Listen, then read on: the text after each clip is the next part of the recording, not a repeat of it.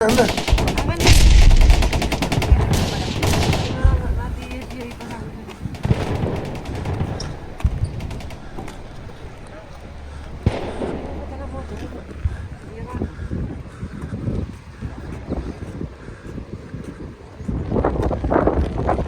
Mete la moto ya, trata que tú vas a meter la moto yo, mete la moto aquí anda.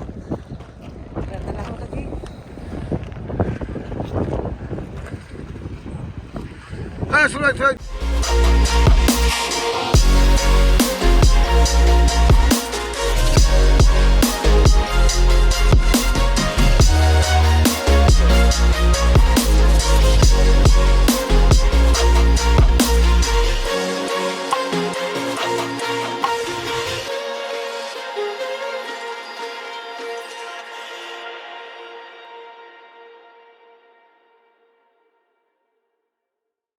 On D-Day, Americans landed on the beaches of Normandy in amphibious craft known as Higgins boats, named for its inventor Andrew Jackson Higgins. At this point in the war, the US had used the Higgins boat in all amphibious landings, North Africa, Italy, southern France and the Pacific. A 4-man crew operated the Higgins boats and they could hold 36 troops and 2 Browning M1919 machine guns. They also sometimes referred to as LCVP, which stands for Landing Craft Vehicle Personnel. The Higgins Boat Monument on Utah Beach is a replica of the one created for the city of Columbus, Nebraska, birthplace of Andrew Jackson Higgins. It's meant as a memorial to these boats and their crew who made an Allied victory possible. Spend some time strolling the beach, thinking about the events of June 6, 1944, and the lives and families forever changed as a result of what took place here. Utah Beach may have been the one with the fewest casualties, but the success in here was not without sacrifice.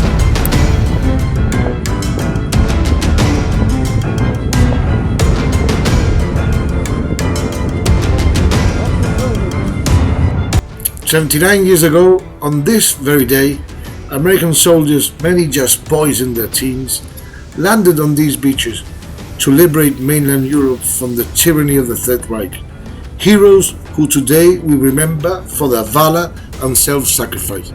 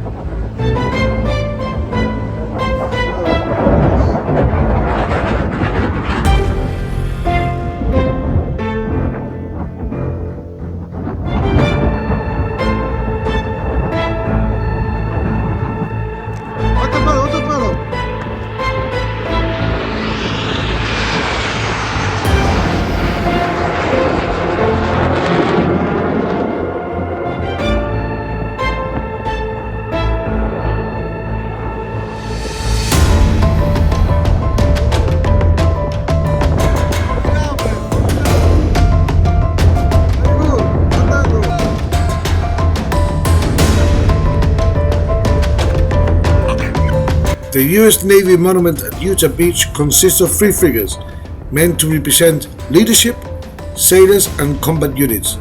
Inscribed on the base of the statue are the names of the American ships that participated in Operation Overlord, the Battle of Normandy. It's the only monument to the US Navy that exists outside the United States.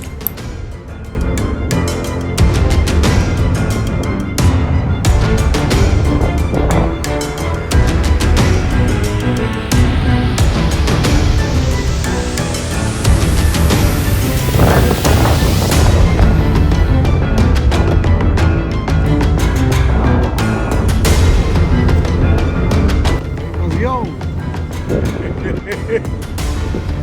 79 years later you arrived. Built atop a former German bunker on Utah Beach is the Utah Beach Landing Museum. Through a large collection of historical artifacts, oral histories, military vehicles, and more, you'll learn about D-Day from the initial preparations through the final outcome. One of the most popular aspects of the Utah Beach Landing Museum is an original B-26 bomber, one of only 6 left in existence.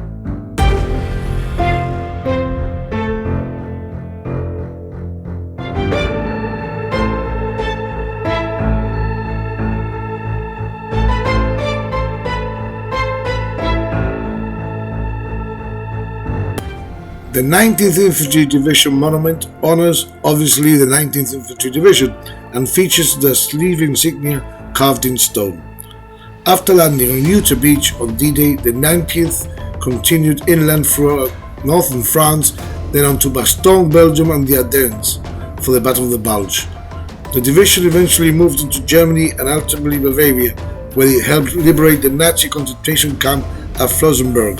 The 19th Infantry Division has been recognized as a liberating unit by the United States Holocaust Memorial Museum.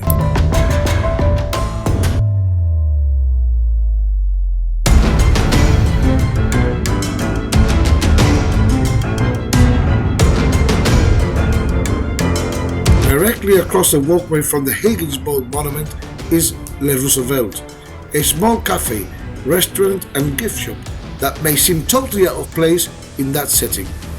Le Roosevelt is so named for American General Theodore Roosevelt Jr., who landed at Utah Beach with his 4th U.S. Army Infantry Division and who received the Medal of Honor for his role in Normandy beach landings. During World War II, this building was a simple fisherman's house that had been taken over for use by German forces. That was then taken over by U.S. troops on D-Day. Today, the Roosevelt is a place to grab a drink, a meal or souvenir in a truly historic building.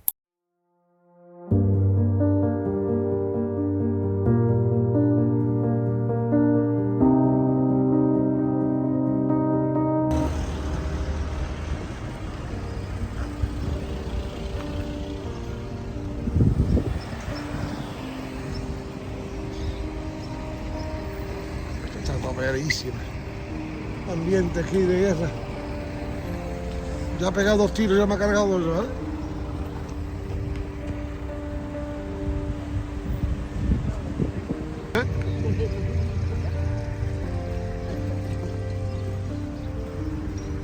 ¿Quieres la caña? ¿Cómo estás pasándolo? ¿Cómo estás pasándolo? De bomba. No diga bomba aquí, ¿eh? Con tanta guerra que ha habido. Aquí está ya el Ratty. Vamos a tirar para OMAHA. The village of Saint-Mary-de-Mont was occupied by 60 German soldiers of the 191 Artillery Regiment. The Germans used a church tower as an observation post. On a clear day they could see all the way to the sea, far away from an unexpected invasion near Calais. They did not know the village was at the southern edge of the D-Day's drop zone sea. After a heavy coastal bombardment by Allies, just after midnight on 6th of June 1944, the first American paratroopers were dropped in dark early hours over occupied Normandy. Plans were for troops of the 506th Parachute Infantry Regiment and the 3rd Battalion of the 501st Parachute Infantry Regiment of the 101st Airborne Division to land in Zone C. Here behind Utah Beach, they were responsible for clearing a route for thousands of soldiers arriving by sea from England.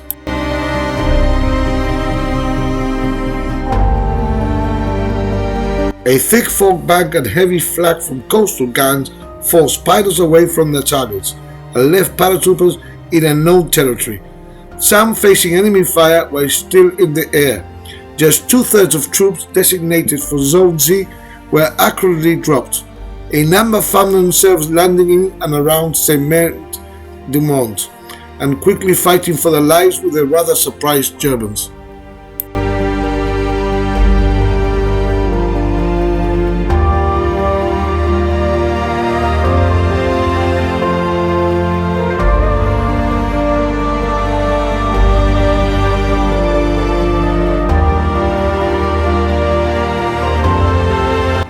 The primary objective at Omaha was to secure a beachhead 8 kilometers, 5 miles deep between Port en Bessin and the Veer River, linking with the British landings at Gold to the east and reaching the area of Insigny to the west, to link up with the 7th Corps landing at Utah.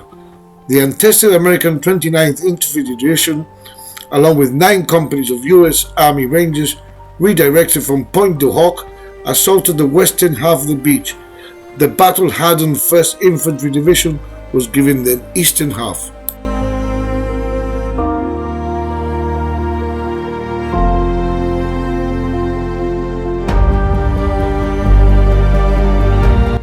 Opposing the landings was the German 352nd Infantry Division.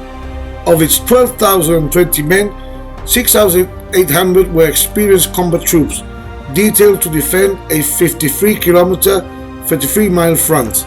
The German strategy was based on defeating any seaborne assault at the waterline, and the defenses were mainly deployed in strong points along the coast.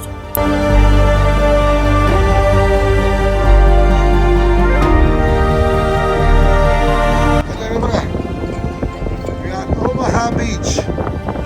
The Allied plan called for additional assault waves of tanks, infantry and combat engineer forces to reduce the coastal defenses, allowing larger ships to land in follow-up waves, but very little went as planned. Difficulties in navigation caused most of the landing craft to miss their targets throughout the day. The defenses were unexpectedly strong and inflicted substantial casualties on landing US troops. Under intense fire, the engineers struggled to clear the beach obstacles. Later landings bounced up around the few channels that were cleared. Weakened by the casualties taken just in landing, the surviving assault troops could not clear the exits of the beach.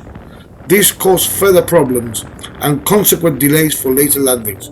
Small penetrations were eventually achieved by groups of survivors making improvised assaults, scaling the bluffs between the most well-defended points.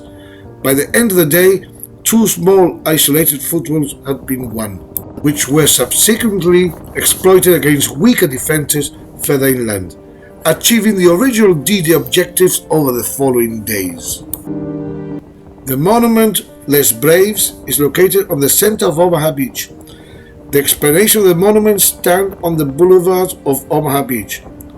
I created this sculpture to honor the courage of these men, sons, husbands and fathers, who endangered and often sacrificed their lives in the hope of freeing the French people. Les Braves consists of 3 elements: the wings of hope, so that the spirit which carried these men on June 6, 1944 continues to inspire us, reminding us that together it is always possible to change in the future. Rise, freedom, so that the example of those who rose against barbarity helps us remain standing strong against all forms of inhumanity. The wings of fraternity, so that the surge of brotherhood always reminds us of our responsibility towards others as well as ourselves. On June 6, 1944, these men were more than soldiers, they were our brothers.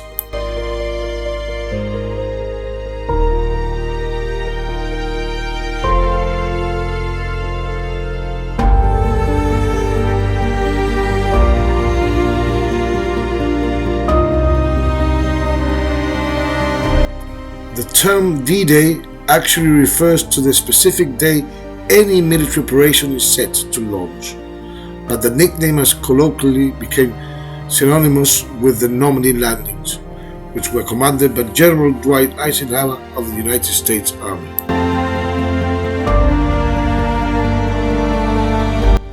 They fight not for the lust of conquest, they fight to end conquest, they fight to liberate.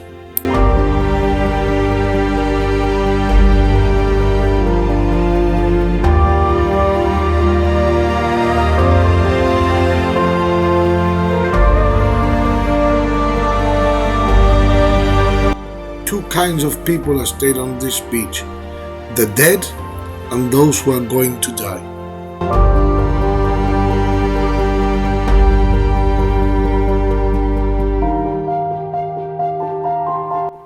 I don't feel that I'm any kind of hero.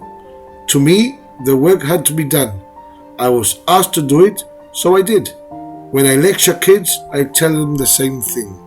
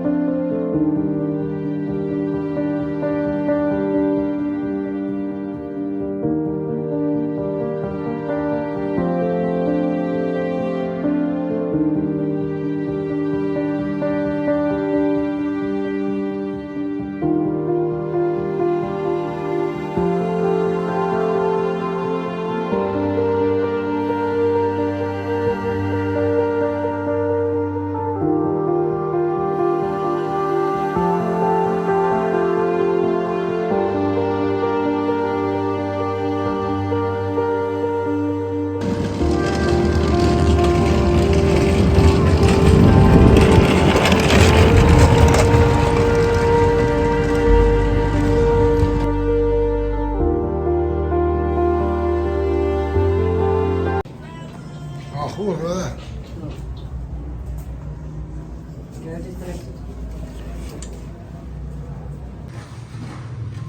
Thank you for giving me the party. We deserve it.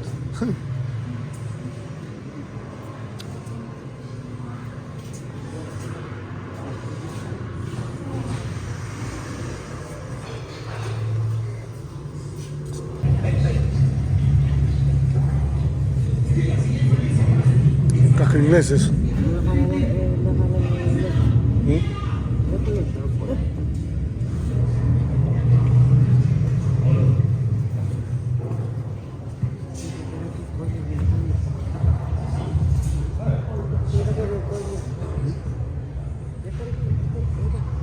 Heftig. Grande, ¿no? Sucrafarón. Farón. Arrivante ya.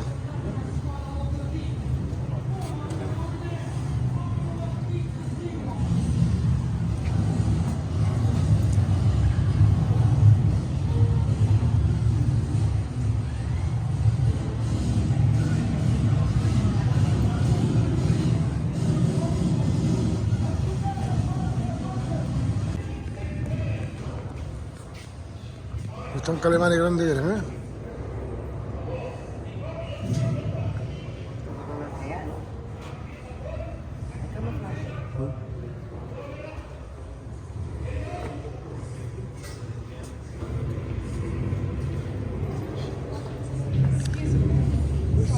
Sí, se ha perdido uno de los veterans. Están con los veterans. Mira, pues.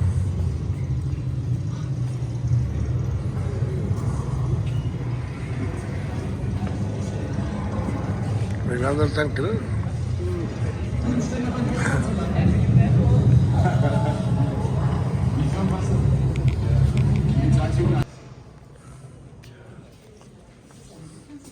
Oui, la 90e division. 90e division en catégorie 16, casque 16.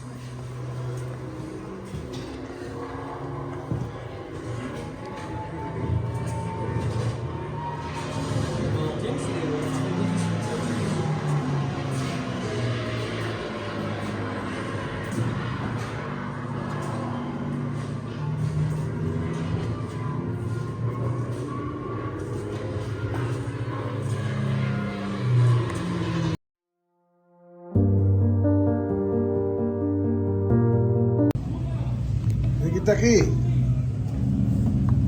¿Quién está aquí? No, ese es filmazo Erwin Rommel, desde ese Fox.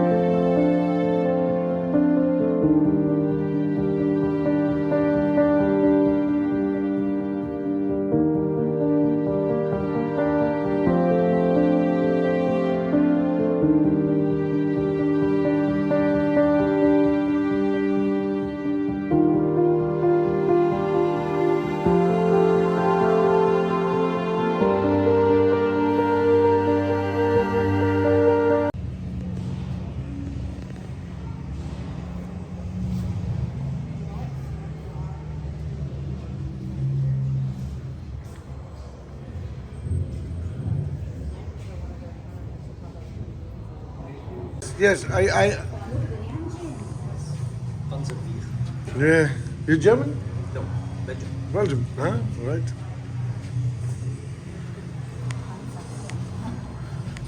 Lot of history in Belgium as well. Ich spreche nicht Deutsch. Nice price. I don't speak Dutch, German. Don't spreken ze Duits. No spreken ze Duits. Where do you come from? Ihr spricht Deutsch. We come from Gibraltar. Okay. Bonjour à tous et bienvenue à la France. Merci beaucoup.